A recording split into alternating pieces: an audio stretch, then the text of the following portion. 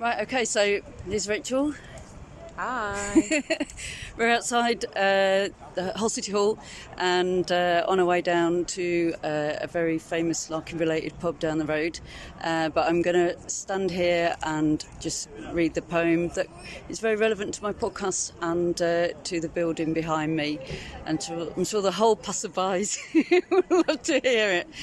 So here's a bit of Philip Larkin, broadcast by Philip Larkin. Giant whispering and coughing from vast Sunday full and organ frowned on spaces precede a sudden scuttle on the drum, the queen and huge resettling. Then begins a snivelling of the violins. I think of your face among all those faces, beautiful and devout, before cascades and monumental slithering.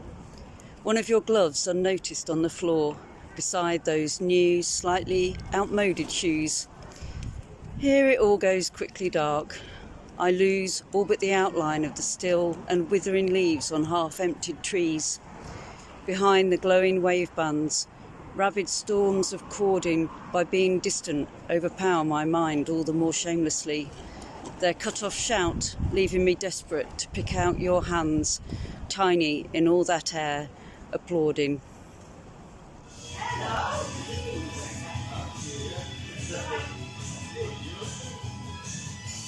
Hi, Lynn. So we're here in your Black Boy. We're in Hull, and we thought a jazz poem would be most appropriate for this setting. So this is for Sydney Bechet.